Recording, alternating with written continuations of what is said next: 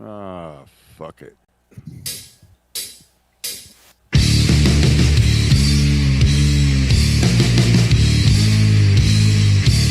And now, Jabroni Studios, in association with Big Herm Productions, is proud to present to you, recording from an undisclosed location in Oakdale, Connecticut, it's Chris Burns, it's Chris Lynch, this is Dysfunction Junction. From the land of the walking wounded, we go back to a time where the worst injury we had was we stubbed our toe running down the stairs to go see what was underneath the Christmas tree. Or maybe Herm fell off his bicycle, or Lynch got hit by a car, or maybe I went off one of those jumps with plywood and a 55-gallon drum and may have needed some stitches in my chin. Ladies and gentlemen, welcome to your childhood. Welcome to Dysfunction Junction.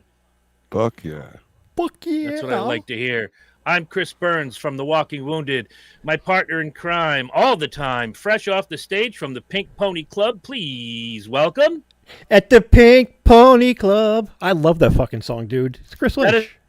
That's the most dance I can do right now. Oh, I'm in such pain.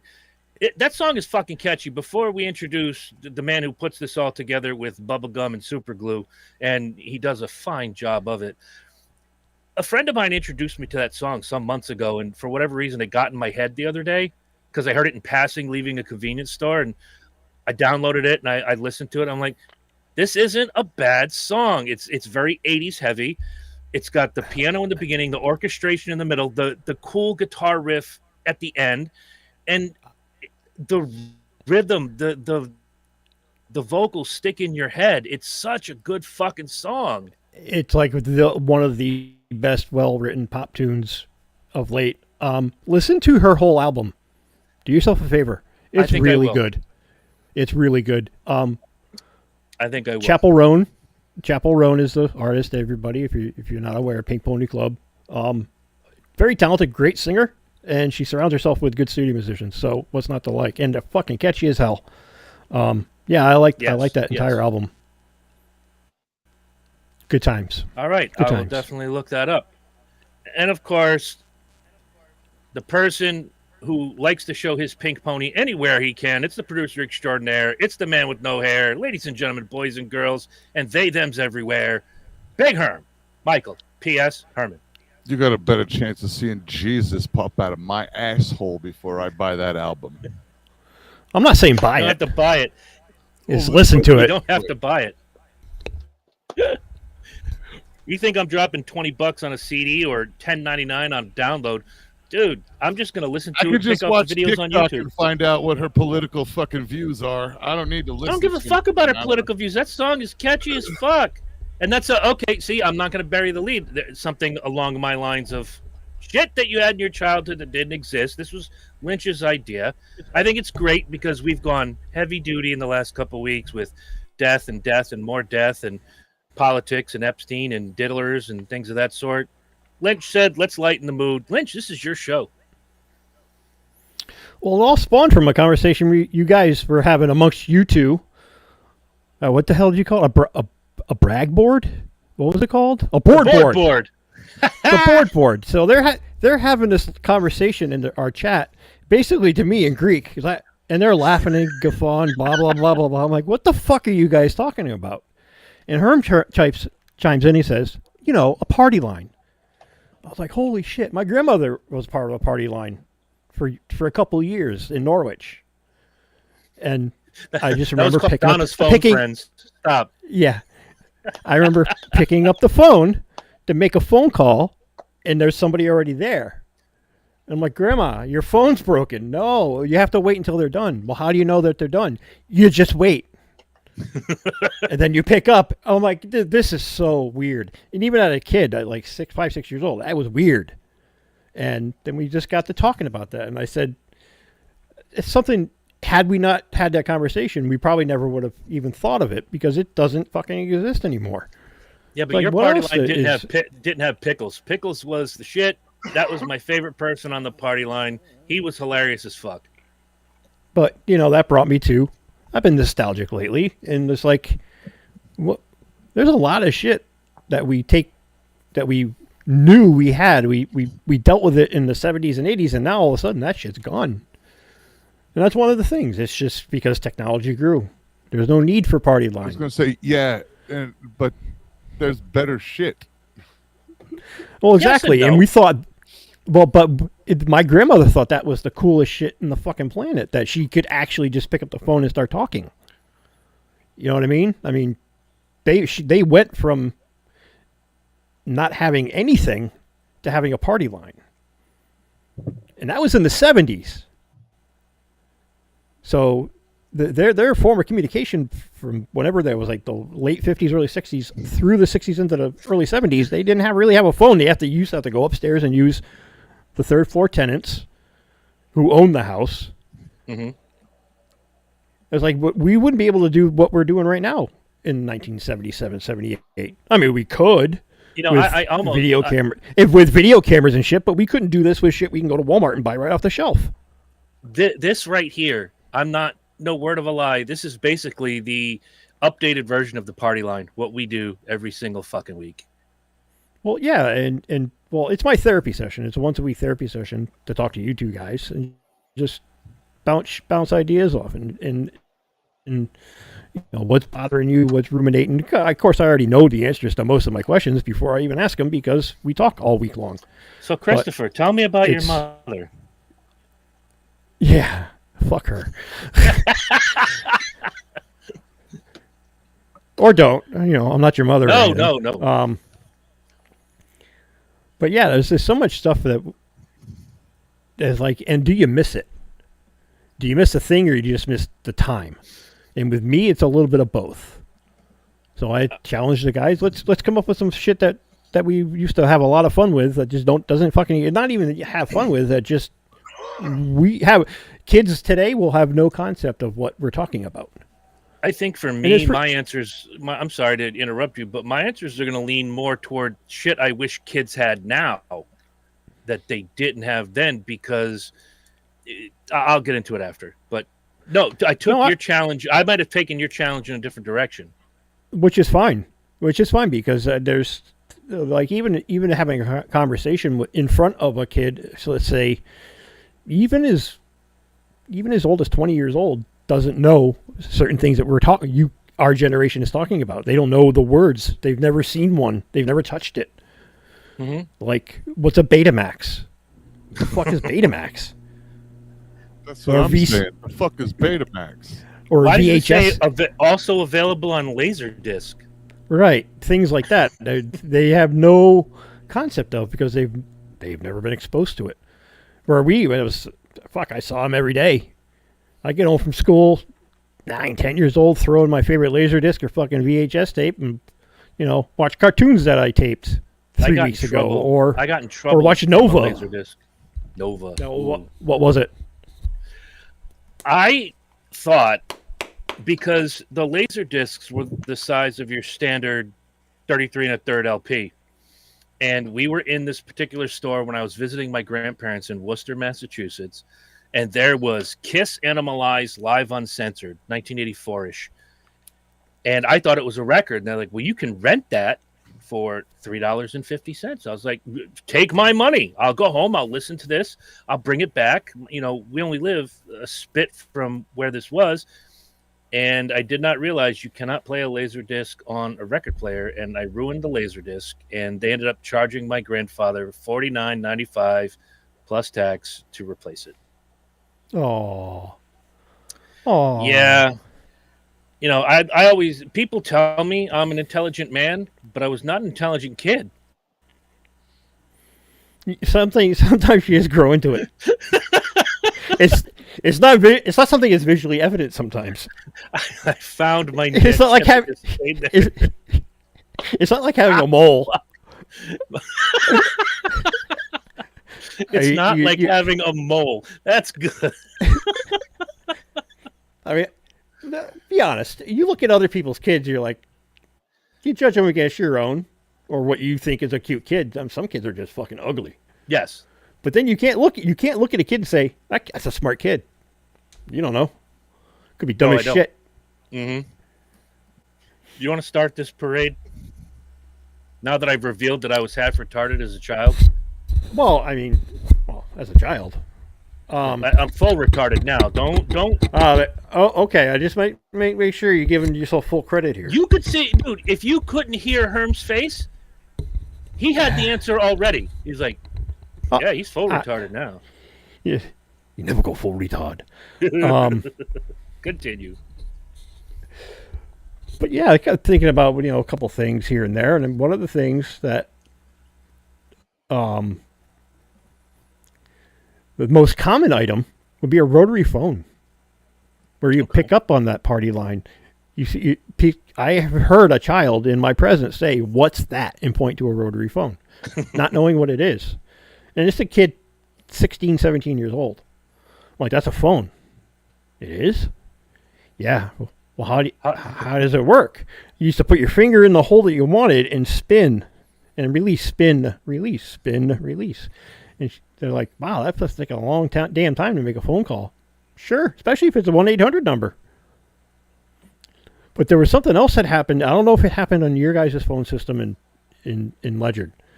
But when you would pick up the phone and just let it go to a busy signal, it would go, you could hear people talking through the silent parts and like chatting back and forth. I discovered that at like 10 years old. I'm like, what is this wizardry? Did you guys discover that as well? Yes. One time during my teens, I was trying to get through on a Saturday night to Q105. It's funny how Q105 works its way into a lot of my stories, unfortunately. And in the busy signal, I could hear people talking. So we would talk like you were talking to another retard. Like, hey, what's your name? I'm exactly. Cindy. How are you? I met people through the busy signal at Q105. So, funny story along those lines is after I discovered this, I would do it randomly every once in a while. And here I am, 13 years old now, home alone, listening to the and I hear this girl whose voice I recognize. And I'm like, hey, it's Chris. Hello, Julie. And she freaked the fuck out. Grandma? And I hung up, and then she called me on my regular landline. And she's like, how did you know it was me? I said, you live right down the road. I see you every day. We're in class together. I know your voice. Mega Stalker before Mega Stalker was cool. Exactly, man. Exactly. I did it Working before the it was gimmick cool. Like nobody's business. Yes, I love it. I did it before it was cool. What do you got, Chris? What's something you're The first thing that came to my head, because of the age of streaming and everything is on demand, but Saturday morning cartoons. That was on my list. Which is that was fine. Like way up there. And you knew which stations had the cartoons you liked. So if you went from ABC at 7 to NBC at 8 to this one at 8:30 and CBS and this one, you're from, say, 7 a.m. If you were one of those kids who got up early, like me. I was up delivering papers at 10 years old at 5:36 in the morning. So I get home and I'm now the ruler of the TV. You had your Super Friends, Looney Tunes, He-Man, Thundar the Barbarian, all these cool shits. And then when wrestling found its way into my life, I had to sort of budget because you had Super Friends here, Thundar here, Looney Tunes here, Florida Wrestling, WWF, NWA, and I had to remap the whole system. So Saturday morning cartoons with an extra caveat to afternoon after school cartoons on some of your local stations, not the networks, but like a Channel 20 or a Channel 56. Yeah. And, you come home from school, you turn on the TV, you hear the He-Man singers, you're checking out the Thundercats or G.I. Joe. Yes, I know Herm's still upset about the aircraft carrier. No need to kick him while he's down. But yeah, Saturday morning cartoons. Now, when Emma was coming up, it was everything was DVD because there was no Saturday morning cartoons. She had quite the collection of cartoons on DVD, whether they were, say, now cartoons, or I even bought her the complete Fat Albert collection from the 70s. Oh, wow. 80s. And she fell in love with it. I used to watch that. Fat Albert was the bomb. Yeah, fan of it. I still wish they made a full length Brown Hornet show. That would have been great. I heard years ago, and I don't know how valid this is, but I heard 25 years ago that was actually a thought in someone's mind No shit. to do the Brown Hornet. It would have been fun. And probably the coolest part of the show for me. I looked forward to that when I saw the Cosby I still Show. want to know how they built their own TV. Those kids. It's garbage.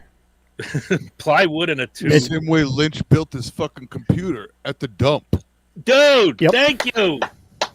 No, my computer did not come from the dump. No, only his TVs come from the dump. No, my spare TVs. Fuck yeah. Thank you, Herb. All right. If I ain't gonna that's spend the fine. money, if I ain't gotta spend the money, I ain't gotta spend the money. There you go. Let's go to Herm. What do you got? Things from your childhood that you missed that don't exist really anymore. It goes more towards like the food side. I saw this coming. Yeah, I absolutely. So did I. Like chocodiles. Oh my god. So good. It takes a while to eat a chocodile. Bump bump. So fucking good too. Hershey Shake-Ups when they first had the milkshakes in the container in the milk aisle. Yep. I remember what you're talking about. Black and white anything. The generic. Yes, the black and whites. Yep. Now even the generics have their own brand names on them. Right, which is you know what I mean? shitty. Like Takes away from the glory. yeah, shit like that. Food. Fudge jumbles. Fudge jumbles. Fudge jumble. Oh, Help me out here. I gotta find it. It sounds familiar. If I see it, I'll probably remember it. You would know it nowadays as a fucking brookie. Oh Brookie? yeah. A brookie? brownie cookie. That's the gayest thing I ever heard. No, not really. You take brownie mix and you lay. No, I got the concept, but I never heard the term brookie.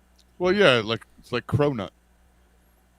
What the fuck is a cronut? It's a Croissant donut. Donut made like a croissant with layers. I told you guys this was a bad idea. I told you. Actually, I didn't, but I'm learning shit today. Here it is. Where is A it? brookie. Fudge jumbles right here. Let's Fudge see if I can jumbles. Add it in. Share that bitch. Let's see. Screen. Fudge jumbles. Pardon the pause, kids. He's getting there.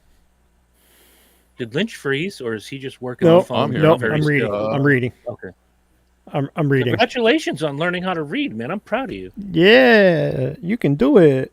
You can do it. Yes. Oh, shit. Okay. Now I remember the box. I remember the box. Look at that shit. I remember Fudge the box. jumbles. It's brookies long before the brookies existed. But yeah, Wow. they're awesome. That's fantastic. They're awesome. We know they're awesome. All right, we're back to awesome. Lynch. Try You know what I really miss? What'd he say? You know what I really miss? Yes. Drive-ins. Now they do still exist, Mm-hmm. but not in mass Yeah, I got quantities. one right out on the main. Yeah. One of the coolest things about where I stay in New Hampshire, where I will be in 30 days, is right where my hotel is. You go down the boardwalk, the main strip, and there's a drive-in at the end of the way. So there have been times I've gone to the races and there's a movie I've wanted to see. I'm like, guys, anybody want to go see this movie with me? No, we're good. Fuck you. I'll take a 6-pack and some munchies, and I'll go watch this movie by my damn self. Drive-ins are amazing, especially when it's getting to the good part. And Herm hears, snack bar open another 15 minutes. After that, close for the evening. Thank you. Yeah, we Snack got bar. one right out on it. Right, we have one right out on the Mesa. The drive-in still shows first runs. Nice. drive-ins were great when we were kids, and they still are today. Don't get me wrong, but when you throw 6 or 7 kids in a car in a station wagon, park backwards, drop the gate, everybody's got maybe a lawn chair or a blanket. You brought food from home. Everybody got to go to the snack stand because if you didn't, you had 6 kids waiting to stab you once you got in the car. And you just chill. It was so cool. Yeah. Yeah, Wow. it's just, I just wish that, I don't know, I can understand why they went away because of indoor theaters and more convenient to see just one film and not have, but to me it was more of like what happened before you got to the movie part. Because you'd always get there, it's still sunrise, before sunset, and you'd go as like a neighborhood thing. Yeah. We used to, when I don't know how far back you guys remember, like in your early childhood, but I can go back to the Bicentennial. The Bicentennial is probably the farthest back I can go to remember detail, and that was a big thing back in that part of the 70s, was going to the drive-in. It would be like every other Friday night, my dad and some buddies from work or buddies from the neighborhood, we'd pack up station wagons, go up at 4 o'clock and just make it a party. Grinders or pizza and shit like that. I was more excited for that shit than I was the actual fucking movie because I was around other kids. We were playing and doing goofy shit together. Yep, and then when the what do you call them? The trailers, the previews would hit. Everybody, I'll see you later. Everybody goes back to their cars with their families, and that's when you knew things were about to begin. However, I do appreciate that what drive-in theaters do exist. Have I upgraded their fucking sound systems from that little box that always sounds like to actually being broadcast over FM radio or streaming online. Yes. We once in a while we'll go to the pop-up drive-in in Westerly. We're going there some Labor Day weekend. We're going there to see Jaws. And they broadcast over the FM, which is cool, but it's nice. It's again, you make it a day of it. Kind of, we're going to get there early, bring some food with us, just kind of soak up the scenery and enjoy a movie we've already seen a million times. But sometimes it's not that about that. It's about the shit that happens before, which I really loved. There's a certain, I don't want to say nostalgia to it because there are things that happen that exist in this plane where, you have you and your parents, if you're a kid, go somewhere and you run off with your little friends and do your thing and make sure you're back here at this time because that's when things like the old fireworks, Groton, New London, it was Sailfest, and now before that it was just the 4th of July fireworks. And it used to be Groton Week. It used to be Groton Week and New London Week. Okay. Groton Week was from typically either the week prior to 4th of July or the week after 4th of July. It all depended on when the 4th of July hit, what day. Mm-hmm. And that was from when I was a real little kid up until the 90s. And then in the mid-90s, Groton and New London combined efforts because the tribe, Mashantuckets, would kick into the New London portion of it and sponsor the fireworks. So that's when it became Sailfest. Mm-hmm. And you'd fuck around with your friends for hours. You got to get there early to get a good spot. You knew where your family was. You go, either you went and fucked around with your friends or you made new friends and you just had a blast. And then as things were starting to get dark, you go back and find your family. The coolest thing back then was when you had the radio broadcast on and you have your radio next to you and the DJ. This was the most amazing thing to me. He's like, all right, New London, you're going to say hello to Groton. And you learn, like, it was like a science fair project. They all yell, hello, Groton. And you can hear it on the radio. Then about 5 seconds later, you hear that wave of sound come at you. Hello, Groton. And then you do it back. And then 4 seconds later, they get the sound wave. And it was just, to go back to that would be phenomenal.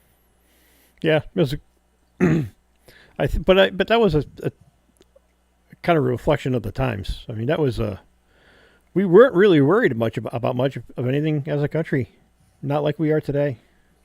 Not like we are today. Well, that leads into one of mine. I'll move it up ahead. Yeah, go ahead. I'll repeat it when Herm gets back. We did not care, and I say we, whether it was our childhood or maybe our parents or whatever, what any celebrity or singer had to say about politics.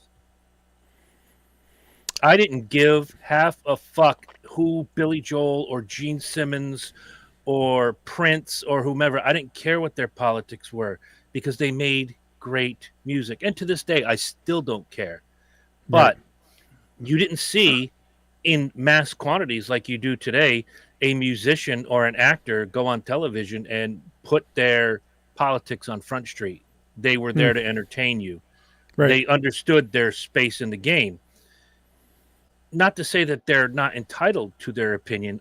I just don't care about it. But you never saw that. Never. Once in a blue moon, if your parents, like mine, watched the DNC and the RNC, they watched both, as I do to this day.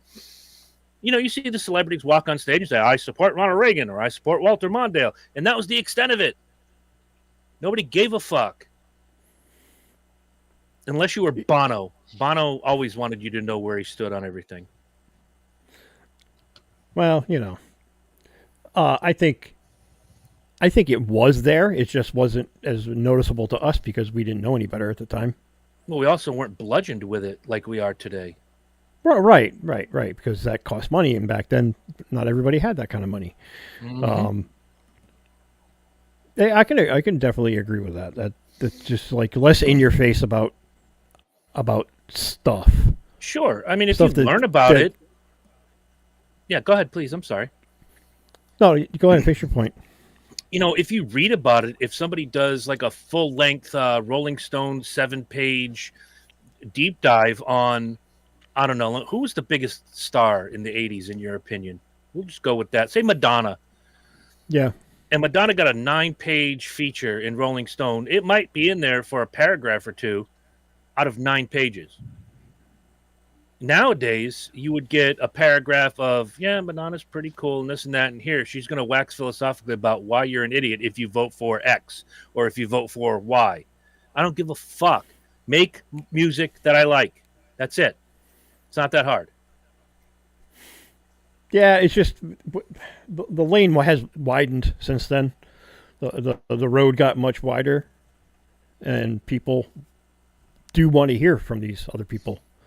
Their opinion. To your point about the telephone, as you know, things progressed. Your rotary phone became a touchpad, and then it became wireless, and then now we put it in our pocket and we're glued to it every fucking minute of the day. Society progressed to where everybody thinks, and I don't think we are as guilty as some people, but we do put our feelings on Front Street here on the show, in the group chats, on our pages, etc., so forth. And it's cool. Make your statement. But, man, I'm not out to change anybody's mind. No. You know what I mean? I'll tell you what's on mine. And if we disagree, we can talk about it. Mm-hmm. But yeah. And you're right. As far as society goes, that's why we lost a lot of the things that we're talking about. Is like, I miss going to the Blockbuster video, and on a Friday or Saturday night with my girlfriend. What are we going to watch this weekend? Let's pick out some videos. I met so many hot chicks at Blockbuster. Now, we just sit. Hey, you go 5 feet. We go from the kitchen to the dining room, the living room. Fire up Netflix. What do you want? Or pay-per-view. What do you want? You know, we became There's nothing wrong with the ease of convenience. But I was going to say, so you're complaining about not having to spend the time in a fucking store with screaming kids, some asshole behind the counter trying to sell you fucked up microwave popcorn and candy. Let's see, wasting the gas just to go get a fucking movie, to come home to sit in your, and then more gas to come back in your own house to watch it on back then what was a tiny fucking screen. Nah, I will sit in my underwear in my living room. I will push 2 buttons. I will watch it on my 80-inch OLED fucking screen in HDR, I will call somebody and have them Uber Eats me a fucking pizza. And I will sit there, regardless of how much money any of us make, and wonder, even if I'm broke, what are the poor people doing right now? Listen to you. Listen to you. I'm just saying, like, for me, that's beautiful. No, it is. I'm saying the ease and the convenience but you know what I mean? I don't are care, not lost. I don't care if you're on welfare. Enjoy that particular moment. Do it. Bring it to me. Get it. What are the poor people? But you cannot. People are watching a movie. That's what we're doing. Herm, hand on your heart, you cannot tell me it wasn't cool to go and rent our video games and grab some grub on the way home and it was do cool the things that we did. It was cool because we were together. It was cool because we were getting what we were getting, and then the reward was going to either watch it or see it. But it was cool because it was the best technology level we had at the time. That's kind of what we're talking about here. You know, the kids in the 1920s thought an old steel fucking ring that I beat down the road with a stick to keep it running was, you know, the height of technological toys. Beautiful. You know, we got better toys now. I want to know you know what I want to. You don't want to know what I miss? I miss show and tell. Why the fuck don't we do show and tell anymore? Because I'm going to tell you right now, I have a lot of cool shit now. And I need show and tell back. We could do it on the show. We could do a show and tell on the show one day. I'm not going to lie. And Herm, of course, cool. Herming it, breaking the rules. He skipped over me entirely. But that's okay because I love your concept. I love the concept. I love that. If there was something I would bring back to school, yes, even now in our 50s, dude, you want to do a show and tell? It's your day. Show, tell, have fun. Well, not even show and tell. Bring back fucking shop classes, please. Yeah, I'll give you that. Yeah, no, that's cool. I mean, but it kind of is my point. My like the common core here is we do things out of convenience now, and we spend more time apart in getting together with friends. Mm-hmm.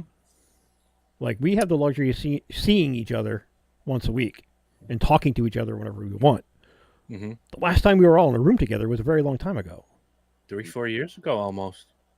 And I'm be honest with you, if I didn't do this once a week, I'd go fucking crazy. Because crazier than you already are, or because this is, I like people to a point. I like people. I hate the public. There are people that I really like, and I would enjoy spending time with, whether it's this way or in person. Is that we've gone from actually doing things together in a group in front of each other, just regressing back to caveman and being a fucking hermit. You like the concept of people, just not the execution. Well, dude, I mean, I'm driving home tonight. There's what I think a dude wearing a dress walking down the street. It was wearing a mask,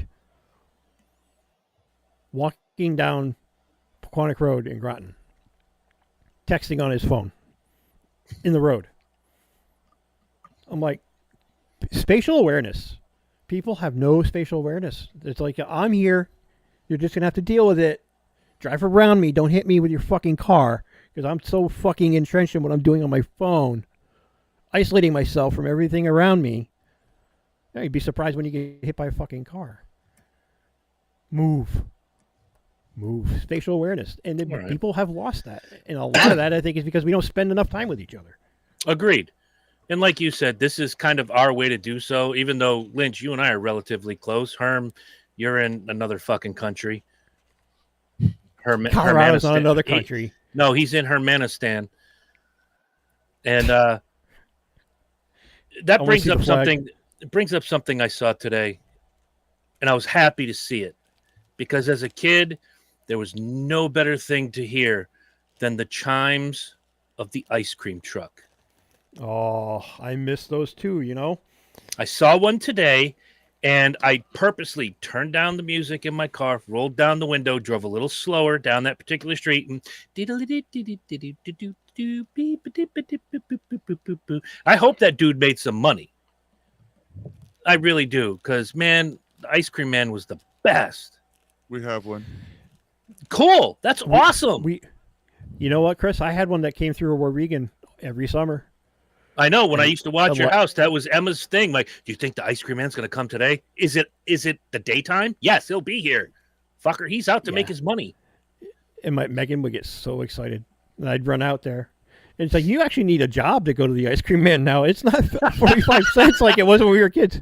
You need income. Fucking, where was I? A bomb recently? pop is $5. I was going to say, I bought, we saw one when I was, one of the visits I did with Emma. And we saw the ice cream truck. It was parked. Perfect place to park it was in the middle of like a shopping center. And we went up and like, well, what would you like? I'll get a drumstick. I was like, okay. And I saw the Batman, the big head Batman with the gumball eyes. Yeah. I don't chew gum, but it was just nostalgia for me. And I was like, I'll take the Batman head. 2 people, $12. Yeah, man, you need a job. Exactly. It's like, what can I get for 50 cents? Do you have any? Get the fuck out like that? Yeah. It's like, what movie is that? It's like Chris Rock negotiating. Yes. How many wings? Just get 1 rib. 1 rib. What can I get for $1? $1.30. 1 rib? You can get the fuck out is what you can get. You can get the fuck out. For your 75 cents now, maybe, just maybe, you get one of those circular Dixie cup ice creams that they used to give us for free on Fridays at lunchtime. With the wooden spoon? Yes. The tongue depressor. That would inevitably splinter and jam in your fucking uvula while you're eating the goddamn ice cream. Mm-hmm. Dude, a girl I know, or it was in my class, swallowed one of those things and was choking in the cafeteria. Good damn. She almost died. Good damn. Yeah. Yeah, see, I remember that shit. Wow. All right. Do we start the rotation back with Lynch or? No, go ahead on to your next one. All right. I do miss local commercials. You don't get a lot of those anymore. No, the ones you do get are usually just the same things over and over and over again. Like pretty much, but you be sitting watching, say, Channel 56. No, that's Massachusetts. Let's go Channel 20, Connecticut. And you're watching your show and whatever, and it dies down, and you hear the dulcet tones of the Goran's Furniture singers come up, and they're telling you 49 New London Turnpike. You'll see what you like, and you'll like what you see. Or Rodney singing for Old Times. Is Rodney still alive, by the way? I'm not sure. Probably not. But he had that goofy-ass commercial. Like, restaurant. Yep, this is Rodney on TV telling you to come see me and this and that. And the Treats Pool one that Herm and I were riffing on the other day. Splash around and bite your friends. Fun like this is fun and jump right in. But local commercials that when you go, say, on vacation and you're a kid and you're in, I don't know, Cleveland, Ohio, and they have different local commercials. Like, it makes you, I miss Old Times. I miss Goran's Furniture. Fuck, the Daddy's Home kid from the John Heyman commercials. Jesus, it's just, by the way, that kid's name is Yale. And I believe he's actually doing good things in the world now. He's not retarded anymore. See, that's the thing is that because I am a YouTube TV subscriber, my TV is still full of fucking local commercials. Because that's cool. What I end up with is whatever the local cable affiliate's feed is. So, like, Lynch watches my TV. Oh, like, yeah. I have all kinds of fucking local businesses and commercials all over my TV. Like, watch the fucking morning news, and that's all it is. Like, it's just like watching Channel 30 here. It's very much so that way. Like, and they're all that way. Like, so I like because that specific. And Herm's TV has hot anchor women. Yeah, several of them. You have my attention. But yeah, Brie Gross is no longer with us. Lynch. Oh, I know. Well, she went to have the baby, and I know. so after she has this baby, she is going to do full-time mommy stuff. So Brie Groves is no longer the one. She was famously known for wearing leather skirts. Yes, Ooh. she was awesome. All the time. We only have 2 hot newscasters here. One of them has already spit out her 3rd kid, and she's still every morning on Channel 3. But the hot one from Channel 8, nobody knows if she's coming back. All right. Who's the one from Channel 30? Not Channel 30, Channel 3. Nicole Nalepa. I have no idea who the fuck that is. I don't watch morning news because I'm at work. Okay, KOA. Cute little blonde. My NBC station. Lynch Yeah. can back this up. Even with Brie gone, has 4. Yeah, Ooh. that station is stacked, dude. I'm not gonna lie. I'm not gonna lie. That's the channel I watch the most. I'm tired of watching Bolivian news just to see hot chicks in skirts. I can't understand. I was going to say, what did I watch? What did I watch the other? Bosnia. Bosnia. That's the one I sent. Watch the Bosnian weather. I just sent you guys that shit.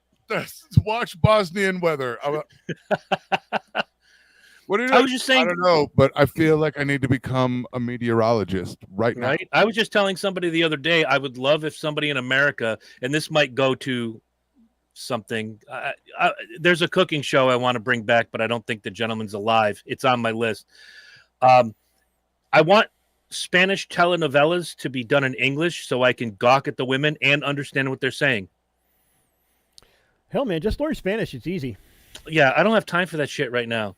I'd rather watch those boobs bounce around. It's like, puta stick corazón. Okay, she's upset about her heart. Subtitles, baby. Close. Subtitles. Subtitles. If they offer them for that particular broadcast. Some do, some don't. I've tried. Don't think I haven't.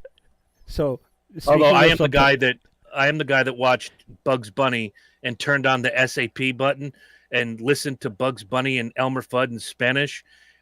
And if I wasn't drunk, I probably still would have found it hilarious.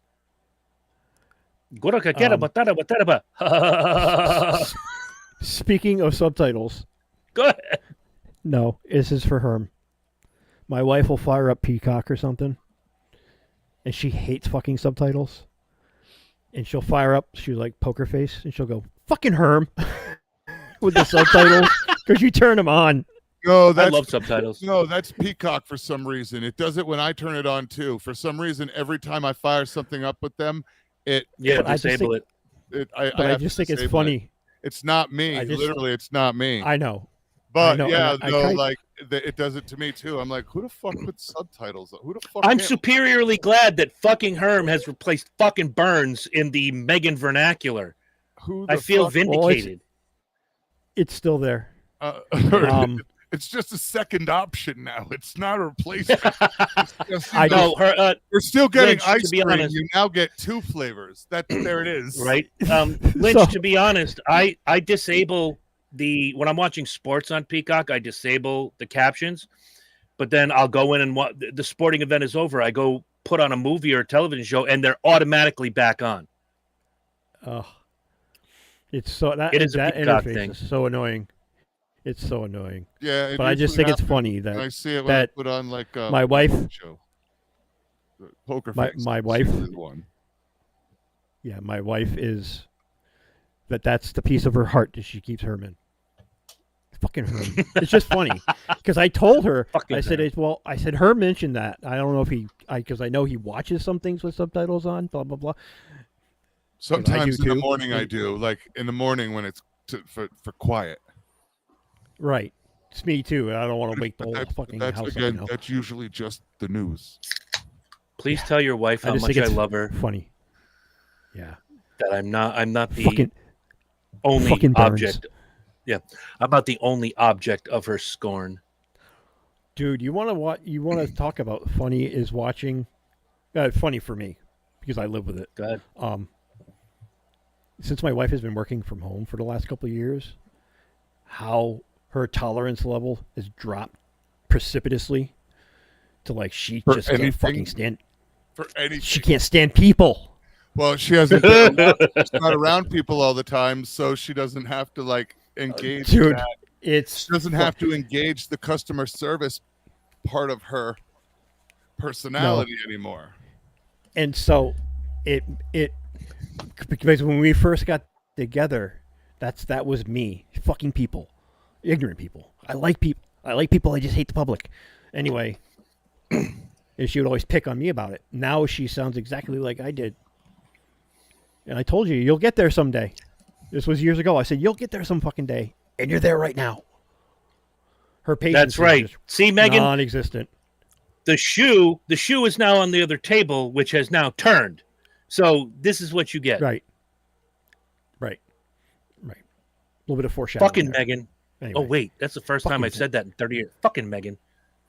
Fucking Lynch. I'm going to get shot for that one. Who's next? No, I don't know. Me, maybe? Yeah, go ahead. What was another one?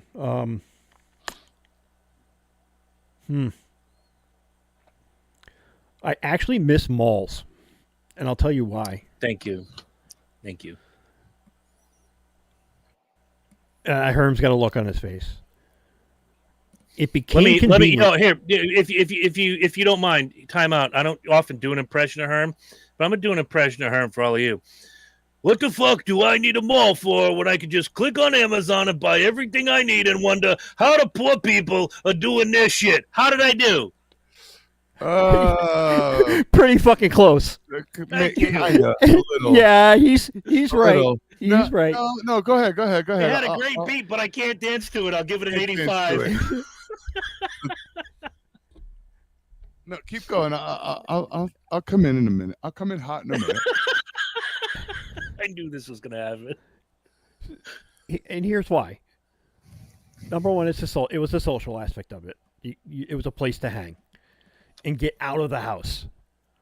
But I knew growing up, if I wanted X, I could go here to get it, and they would have it. Even now, with the times of Amazon, there are like movies and shit that I look for.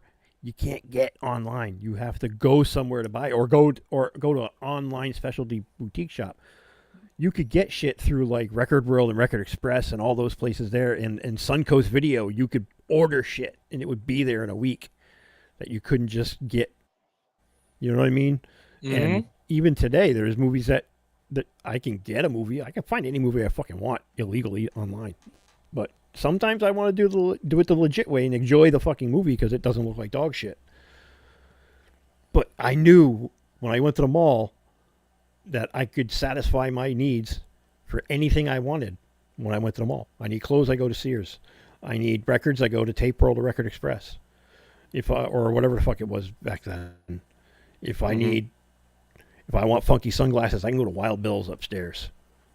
All four of those And then establishments no longer exist. Have a good day. Exactly. I love those places.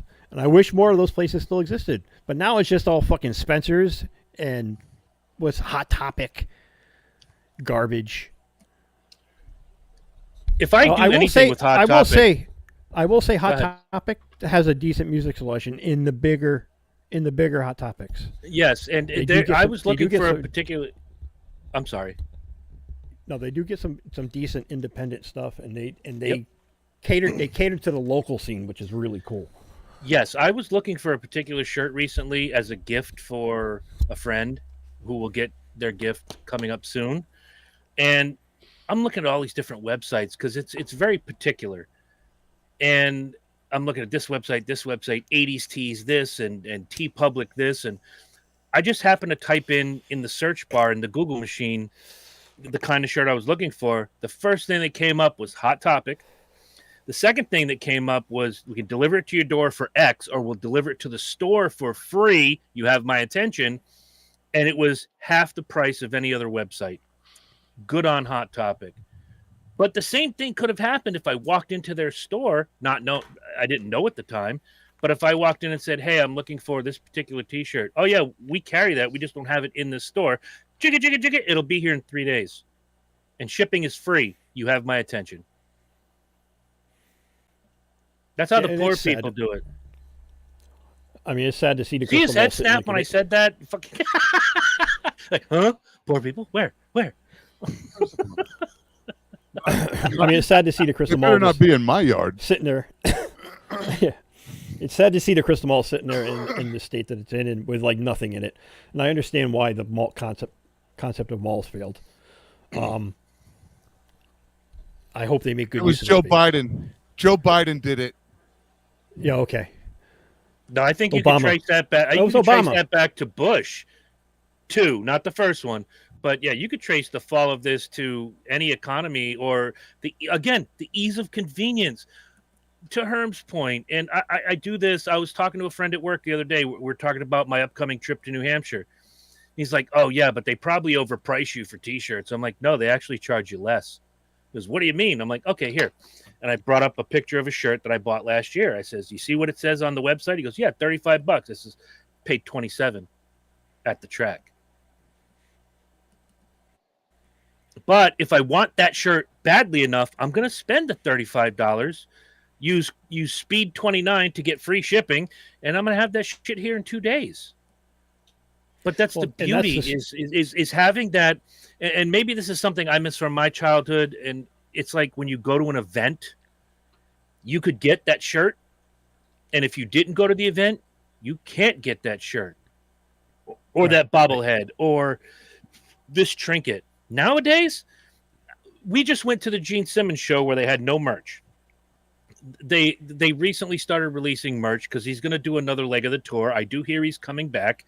I would love to go again with you or somebody else. And I would love to get a shirt. But when I went to see Ghost, I didn't buy any shirts. 2 days later, I'm dicking around online, and there are ads for, hey, Mansfield, get the event shirt that you missed out on. Well, what's the fucking point? I could buy a shirt right now that says Kiss, End of the Road, Madison Square Garden. The shirt they sold in the venue, I could buy it from the comfort of my own home. And I never went to the show. That's bullshit. But that's something I missed from being a kid. You went to something, say a concert or a ball game or whatever, and you got something special that no one else had unless you were in that venue. Because we had that T-shirt shop in the mall that sold generic. They were generic, but they weren't generic. They were officially licensed, say like Alice Cooper, The Nightmare Returns. You spent $20, you got yourself a cool shirt, but that wasn't the tour shirt. That wasn't what you bought at the venue. Right. None of those shirts had the tour dates. None of those shirts were like, hey, like Kiss has always done this since, somewhere in the mid 80s. Every show had an event shirt. Hartford, Connecticut, I was there. Uncasville, I was there. You couldn't get those anywhere else. Now, if Lynch is sitting on his ass and Dummy Booger, or whatever the fucking name of that band is that I really don't understand, did a worldwide tour and played in Tulsa, Oklahoma, you could get the Tulsa, Oklahoma shirt. Doesn't make any goddamn sense. Yes, I'm yelling at clouds. Shut up. Okay, Boomer. I had to because Herm was looking at me like, I'm like, I had to say, you motherfucker, get off my lawn. Well, what leads me into actually a good segue is something I've missed from my childhood is mom and pop shops. Yes. And I miss Benny's. I miss Benny's. Fuck Benny's. So fucking bad. Fuck Benny's. You're only mad because they closed. No, I'm mad because the management upper office style told the news before they told their employees. And people are walking in. People are walking in going, hey, Chris, I'm really sorry to hear that you're going to be out of a job in a month. Wait, what? Huh? Yeah, that was poorly handled. I will give you that. But I miss stores like that. Campbell's Hardware. That was like my dad's go-to place. You could get anything there. You want a gun, you bought the Campbell's. You want a real gun or a BB gun? Yeah, I got that ammo. That's the true value right here in the neighborhood, right out or down around the corner. That's close. They're not an Ace. They're an old one of the like the only few left original, just true value, privately owned hardware store. Like we have Montville Hardware, and I fucking love it. Yeah, that's a good joint. Love it. That's a really good joint. Tool stores like that are like my crack. Because I can just spend an hour just browsing through there, looking at all the stuff. Like I'm like a gadget and like tool kind of guy. I shouldn't have done this today. I have a lot of hand tools and shit. Yep. I shouldn't have done this today because the state my back is in. But in my travels today, I drove through Niantic and I stopped at Tumbleweeds, the cool Bohemian record store. Didn't buy anything. Another great store. But just to look, the fashion I can do without. I'm not a tie-dye guy. But to see some of the cool imports that they had, and I said to myself, if I had a turntable, I would lose a lot of money in this store because I would have bought that cool import of B.B. King from London. I would have bought the cool Kiss album. I would have bought the Ozzy Osbourne thing. I would have bought the Prince album that contained deep tracks and rare cuts that was only released in Australia. I'd have been out $400 or $500 just in that one stop. But the reason I went in there is because it, like you just said, it brings you back. Record Express was independent. Record Town and Tape World were franchise. But you mentioned Record Express down there in what I still call the Benny's Plaza, right near the old Ron's Guitars. Yep. The John's Barber Wayne's, Shop. John, thank you. Wayne was one of the barbers there. By the way, pay no attention. No shit. Pay no attention to the branding. We are Dysfunction Junction. I should have said something earlier. Don't. It's too late. Whatever. Let them deal. These kids don't deserve it. I didn't even notice. I didn't even notice. I didn't either till right now. That's usually my job. Ask Herm. Pre-production, I'm like branding. Oh yeah, shit. Hold on. Just that old school feeling of going into a shop. There was one in Indiana when I lived out there. It was much like Tumbleweeds. It was called CD Land, and there were only 3, and they were at different places in Tippecanoe County. But they sold the cool T-shirts, and you could pick up a band you like. Again, much like the T-shirt shop here in Waterford that we used to have. Wasn't necessarily official tour shit, but it was cool. Yeah. Well, Amazon, Walmart, all these big box stores, and then the online stores kind of killed the independent small mom and pop place. My dad knew 4 guys that had little independent rental places, and once Blockbuster really put their foot down in this part of Connecticut, they all had to close. It was sad. They made their livelihoods. Yeah, a girl that Herm and I went to high school with had a video store in Gales Ferry that did great business until. What was her name? Deb Cardello. Oh yeah, my dad knew that family. Boobs. Okay. Yeah. What'd you say? Boobs Cardello. She did have an amazing rack. The voice killed it for everybody, though. And that was in the plaza across from where Ocean State is now. Originally, yes. Then moved up the hill to I can't tell you what's up there. No, other way around. It started. Was it the other way around? Started at the top of the hill, where in the old where the barber shop and stuff was up there, right at the top of the hill. Yes. Then it moved. Okay. Yes. Then something happened, and they moved, and it was small. And then they went down to the Validity Plaza. Yes, that's the one I'm thinking of. And opened a bigger store. Validity hasn't been there since 1862, and we still call it the new McDonald's. It's the new That's McDonald's. All I'm It's the new McDonald's. I ate at that new McDonald's 3 weeks ago. I was at a friend's house, my friend Bill, and there was a young lady at his party. I say young lady, she's our age, still looks good, and she had her daughter there. We had to talk, and I'm like, "You look really familiar." And who are you giving the finger? Is that your wife? My wife, who was giving me the finger for the new McDonald's shit. I said it first. Here it comes. Fucking Burns.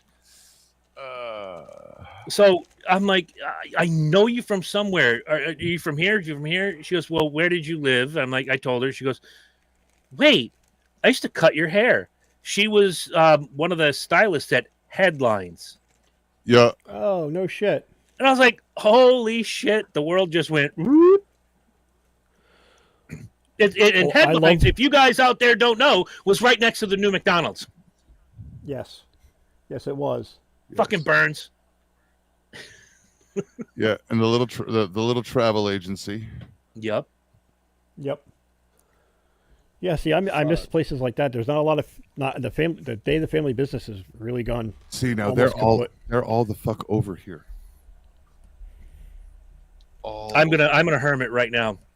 Because again, in my travels in the last few days, I always, when I'm out in the Waterford area, I stop at Books A Million. Because why shouldn't I add 7 more books to the pile of shit I haven't read yet? I didn't buy anything. I do have a funny story about a book I saw that was full price that I bought at Goodwill for $4 recently. But the first thing I do when I walk into Books A Million is I go immediately to the right and I walk through the magazine section. And that's something I miss. Is we had that whole magazine store in the mall. Every grocery you went to had a wall of magazines and things of that sort. I just miss those days, man. That was good stuff. If you liked Rolling Stone, I don't know why anybody would. If you liked a wrestling magazine or a rock and roll or a hip hop magazine or whatever, you knew they came out on Tuesday, the second Tuesday of every month. Go grab your issue. You go home, you read it as if it were the fucking Bible, and you dove right into it. But yeah, magazines. I miss magazines. You mentioned Rolling Stone. I used to buy every issue of Rolling Stone, and it wasn't for the political commentary or anything like that. It was for the photography, because they had fantastic photographers. So some of the best covers of any magazines ever. Oh yeah. And for comparative music reviews, because I used to read 5 or 6 different reviews of an album to see what they thought about it. Could I pull anything out of it? I have somewhere in a box upstairs. Really, I think it was one of 3 Rolling Stones I ever bought, but this is the one that made it. The cover was Axl Rose, and inside it had a 4-page feature on Rusty Wallace. Yep.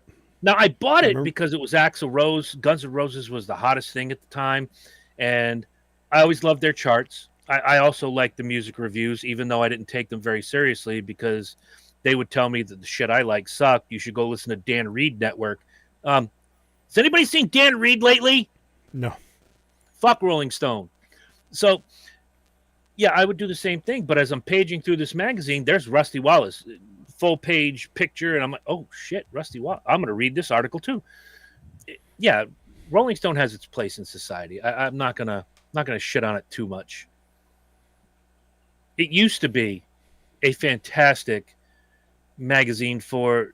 I found shit I never even knew I liked until I read an article about Henry Rollins and got into Henry Rollins, or I read an article about DRI or Rancid. And you find new shit through Rolling Stone. But then again, they also shit on the things that I very much liked. And I was like, yeah, you guys are fucking aging hippies who need to get the fuck out of your own way. Yeah. Kind of. Jan Wenner can suck my dick. Yeah. Whatever. I don't pay him any mind, but to your point about Cardello, who brought up? I think I brought up Cardello's video store. My friend Bill. Yeah. I used to. He's a dear friend, but I used to babysit him and his brother. God rest his soul, Joey. If I knew I was going there, I would go to Cardello's and rent wrestling videotapes, because I knew the kids would not try to kill each other and would not fuck around. They didn't even have to listen. You put on, say, WrestleMania, whatever the WrestleMania was at that time, and they're on the couch. They're not making a mess. They're not causing any problems. That was the easiest job I ever had, was watching Billy and his brother, because I just throw wrestling videotapes on and they're transfixed. That's something you can do that now with streaming, but yeah, there's something special about that. It's different. It's different. Yeah, that's kind of the death of the mom and pop. I miss mom and pops because I like supporting local when I can. But that, and also we had to work for it. I think that's something I miss, is the work we had to put in to get what we wanted. I mean, before I had my paper route, I picked up my paper route when I was 12. And before that, in the summers, I would work with my dad at the marina. And, they'd pay me cash, just, go clean this boat, go move this boat over here, go put that boat over there. No, we got to pull this. I'd make like $30 a week, in the summer. So I just saved all my cash. Right. And then I got a paper route. Once I got a paper route, I thought I was fucking Rockefeller. Oh, hell yeah. I bought a bike with my paper route money. I bought my Atari 5200 with my paper route money. I bought myself a TV. And this was the thing. When I bought the TV, the deal with my parents was they had bought us, my brother and I shared a room at the time before we moved. And then when we moved, I got another paper route and I bought myself a TV. And it was the one thing they couldn't take away from me because I paid for it. Right. Right. They could jack the cable. So then I just had a TV, but I had the Atari, so can't take that away from me either. I bought it. That would have never flown in my house. Yeah. I was a good negotiator. I was a very good negotiator. You can't take that away. My father would have walked over and took it. Herm, I don't see you. Literally, and I don't see you asking every time you open the refrigerator. Walk the fuck out. When I had my paper route, I had just gotten diagnosed with scoliosis, which obviously still bothers me to this day because I can't stay away from back injuries. And I'm watching my dad. My dad would work doubles 3 nights a week. He was just trying to do the best he could for the family, and he did. And I praise him often for that. But I woke up one morning, and I came in, and I did the papers, and I came back, sat down at the table. He's getting ready to go to work. And I said, Dad, how many days off do you get? He goes, well, technically I get 2. I work 5 days, 50 hours. I pull doubles here and there. And I'm like, how come I don't get a day off? And he looked at me. He kind of did the, when a dog is, huh? He looked at me and goes, what? I'm like, there's just once I'd like to not have to go tug all those Sunday papers around. My dad went, give me 20 minutes. He went and talked to my mom. My mom, my dad, and my brother, and that with the help of a little red wagon, did my Sunday papers, and I paid them. I had something similar when I was a teenager, because I would go like away on weekends with my grandparents and shit, and I need somebody to cover my paper route. And my dad knew I was scrambling. He's like, it's slick. I'll cover it. How many times I need to? What do I do? Where do I go? Okay. And he just started covering Sundays because then it was convenient. He would do the route on his way to work. Oh, nice. Yeah. Or coming from work. That's awesome. So it was either I wake up and do it or go to sleep and do it. So I'll do your Sunday. Fuck it. Yep. If I would go did that for years. Yeah. If we had a family vacation, I called my friend Sean, who took the route over from me when we moved away from that neighborhood. Yeah, I would call Sean and be like, hey, you want the route this week? Here's what you do. You're going to pick up the papers at my house. You do the deliveries, whatever you collect this week, whatever you make, you keep. Sean couldn't get enough of it. So when I moved, Sean dove right in, took it. And when he turned 16, the money he made from that paper route bought him his muscle car that him and his father restored and was gorgeous. I made a lot of fucking money on my paper route, and it wasn't a big route. It was just from my house to the end of the road towards Route 1. I didn't go the other way towards 184.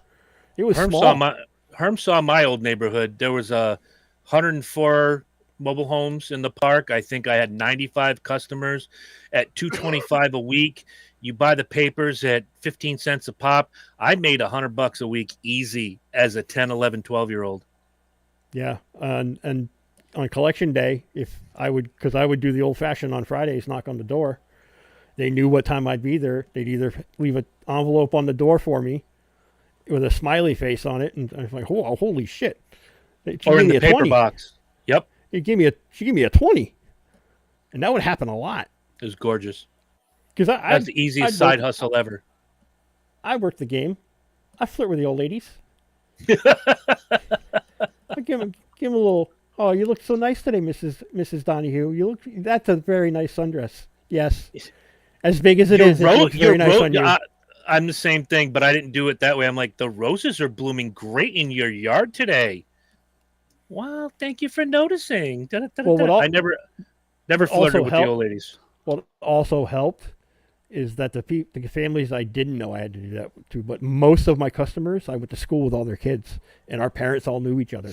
That'll do it. So it was like, and Mr. Beanie on Friday would all at the same time he's like, show up my house 4:00 on Friday every Friday, and it would be like $30, and he'd feed me. Nice. One of the nicest guys on the planet. I dated his daughter for a little while. I'm sorry to hear that. Oh, she's a great woman. Great person. All right. Well, hey, good luck. She's a very good person. Mr. Beanie's daughter, who's a good person. Herm, yes. Give me something good. Give me something good. And if you can't, I'll help you because I got one that will hit you right in the heart. Like, it does for me, but like for Pizza Hut restaurants for y'all. Oh my God. What was the last one in our area? Groton. Was it the one in the London? Westerly. Westerly still had a sit down. Because Pizza Hut in Groton was at the bottom of Hamburger Hill, like right across from where AutoZone is now. Yeah. Yes.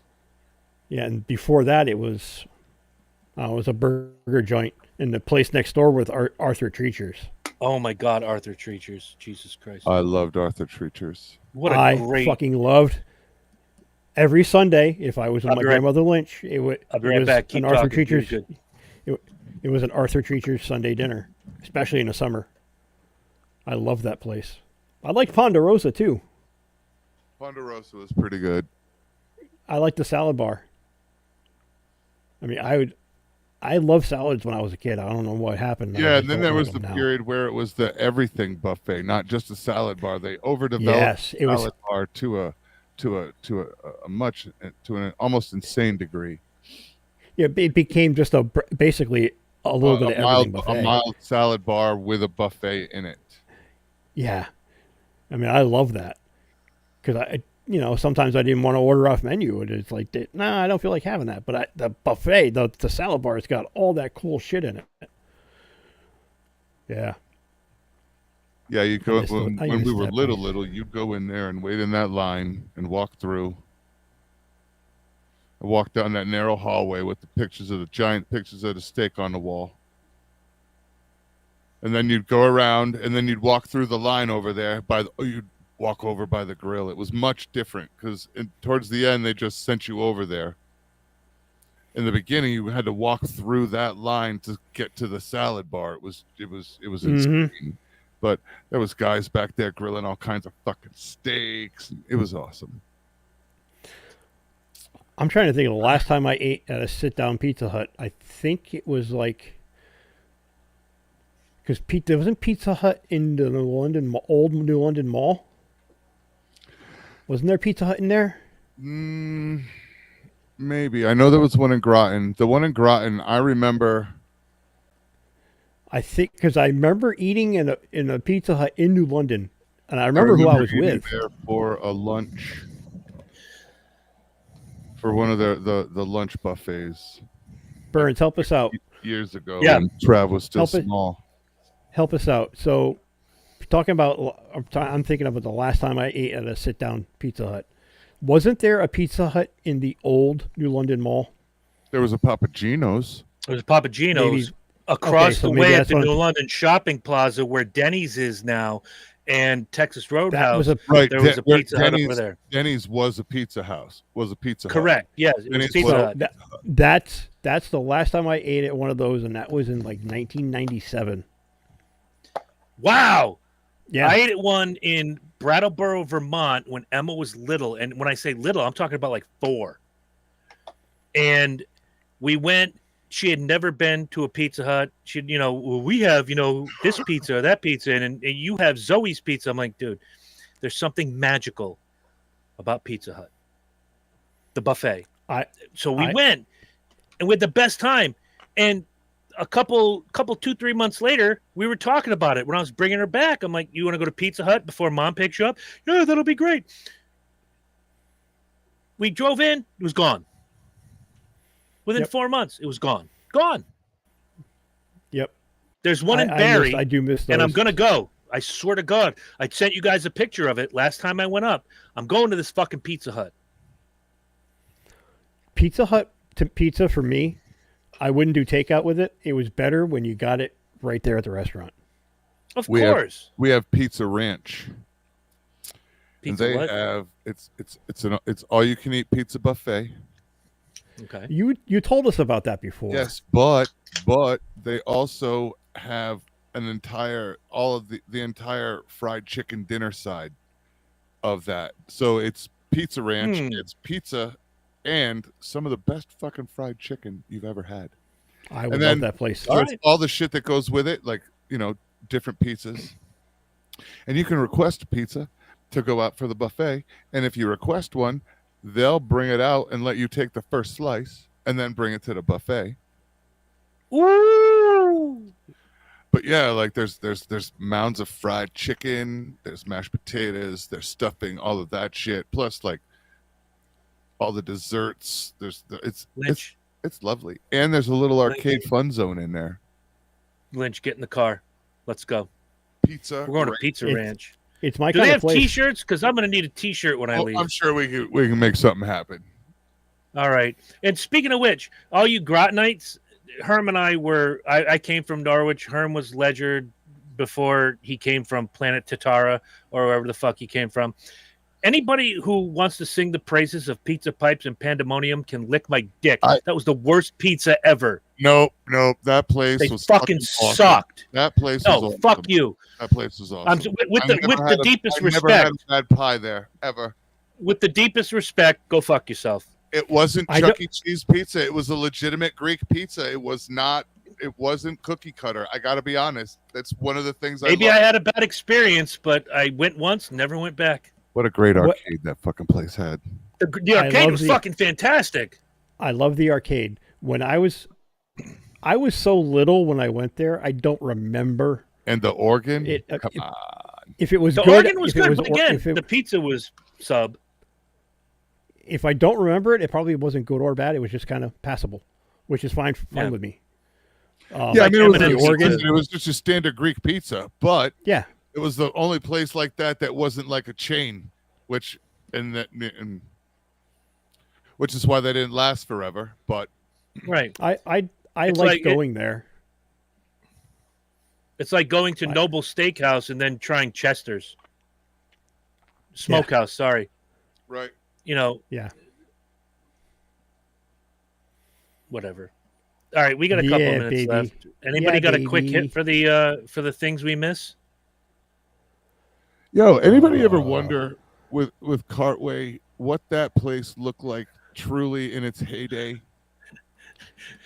Dude, in the 80s, they were still kind of in their heyday. Yeah, but we know that it was 10 years before that they were truly in that. We know that it was probably late 60s to earliest 70s that they were in their best. For those of you out there who do not know what we're talking about, Cartway is a joint that was in Hermanized neighborhood in Gales Ferry, Connecticut. Go-kart riding, had batting cages, an ice cream hut. On Fridays, they would have cruise night. On Saturday was like a swap meet kind of, where you could get a Velvet Elvis or cassettes or CDs or whatever. Everybody sold their wares there. It was the place to be. And it was really fucking cool. And me and the guys, Herm included, would go once a month or two, and we would all get our go-kart rides, and we'd line up like NASCAR, and we would pay extra to do extra laps to see who win. Trouble. Old man Ben would holler at us. Ben, oh fuck. But yeah, we'd do that. You're going the wrong way. Do that. We'd get something to eat. We'd run through the batting cages. But yeah, like you ever wonder about what that place truly looked? Because I moved to We were on the ass end of I it, moved to to be sure. Gales. I moved to Gales Ferry when I was 5, so that put me in like 78, 79. So 1879. right, so that wouldn't, and it wasn't really amazing shape then. So I'm figuring at No. least 10 years prior to that. I figure it was 65 to 70 was the prime fucking heyday of that joint. I got two people. I got two people I'm going to Judging ask by about the this pictures because and the way that they're judging by the way the people on the old faded wooden cutouts of people in go-karts are dressed. That two track, people that I go ahead, please, Lynch. Sorry. that tracks because most carts that you see that are from that era are from like 65, 66, 67. They're completely open and have no safety except for the steel rails. They're literally a go-kart mounted with a bumper car frame around it.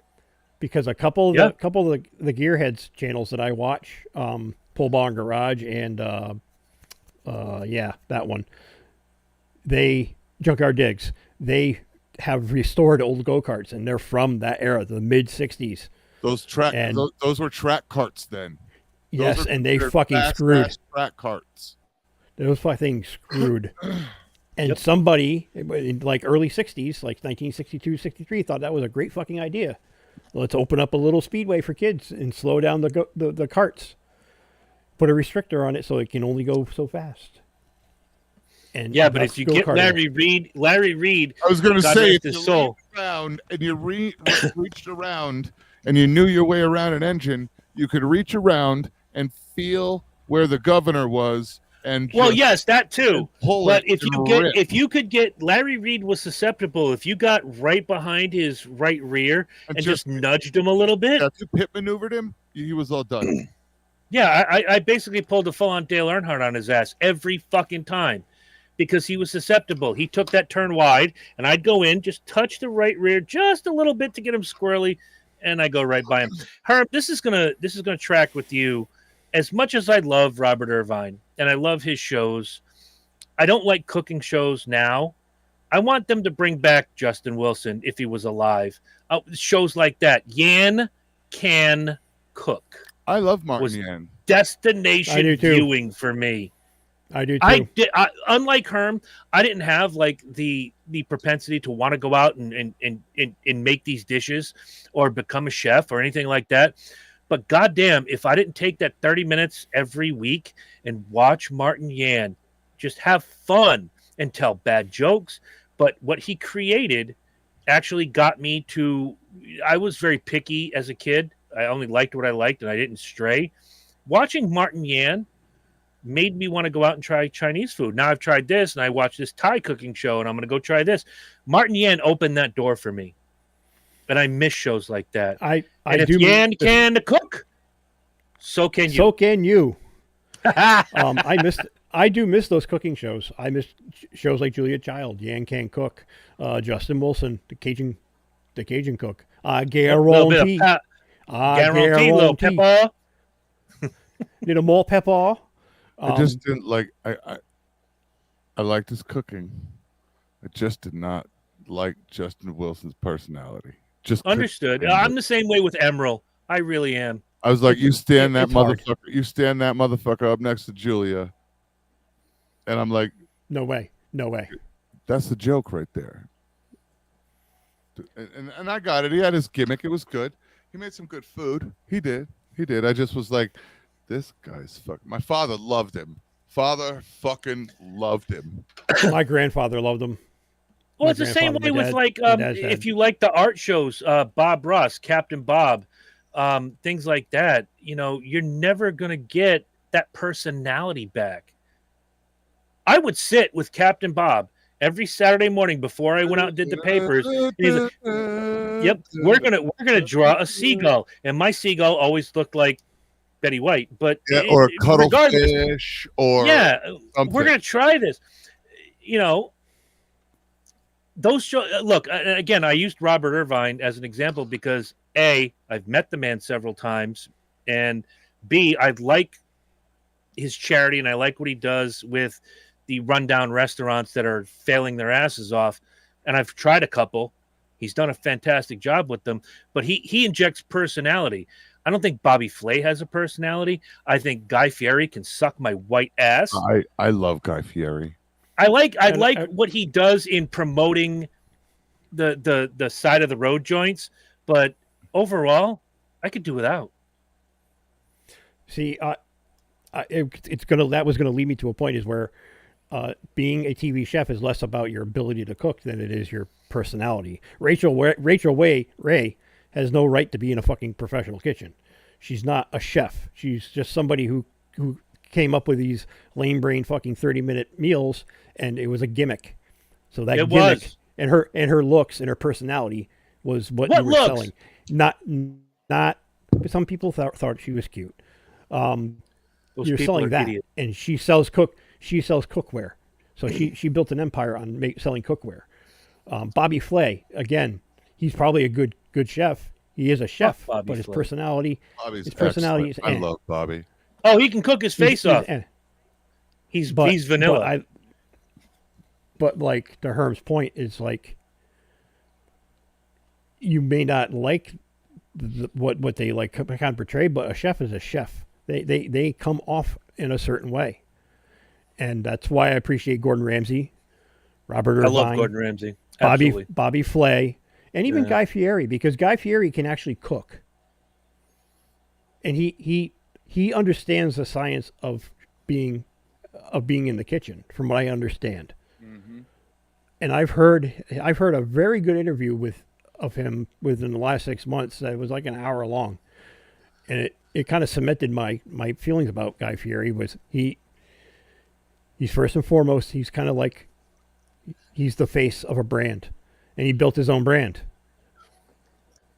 Look, I don't begrudge him his success. I just don't like his personality. I've seen some of his shows. I do dig some of his shows. I'm not going to lie, but man, I could do without the over-the-top bluster. And Bobby Flay is vanilla as fuck, although Lynch and I have gone to his restaurant half a dozen times and enjoyed ourselves. Robert Irvine actually has a booth at the New Hampshire Motor Speedway where they offer some of his wares with people he's taught to cook, and it's a destination for me every year when I go to New Hampshire Motor Speedway.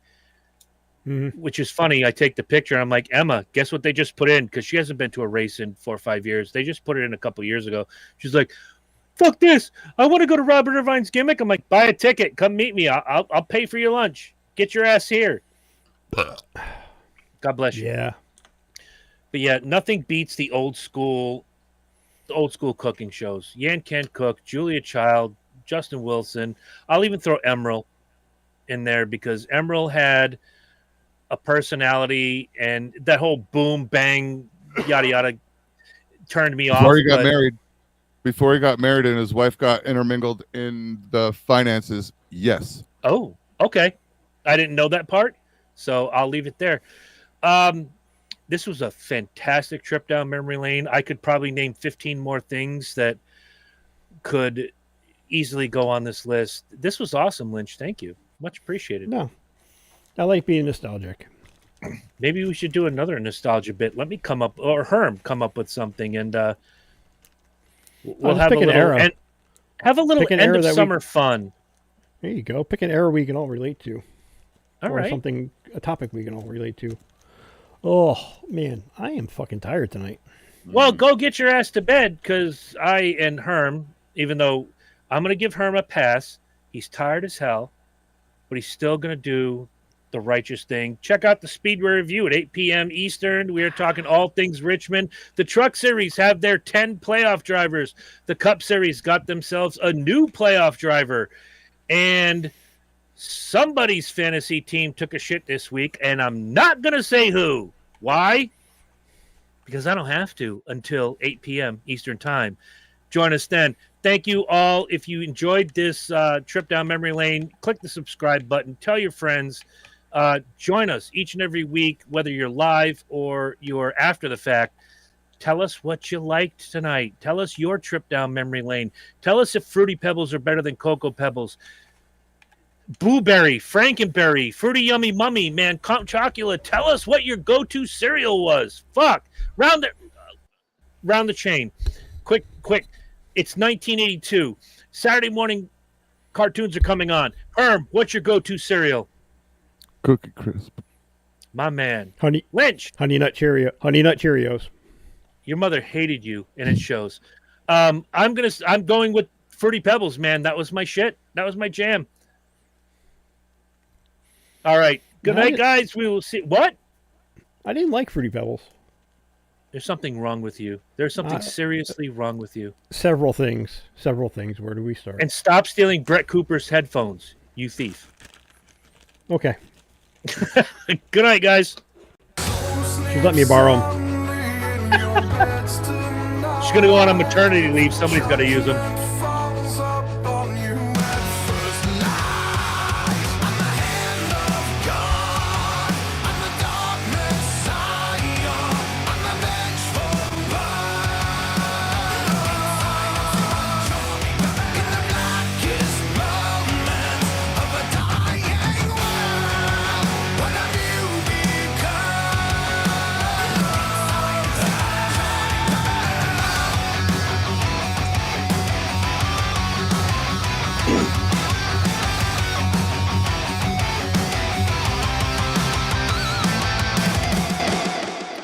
And for our last bit of 80s nostalgia, Herm is so stupid, he took the Pepsi challenge and chose Jif.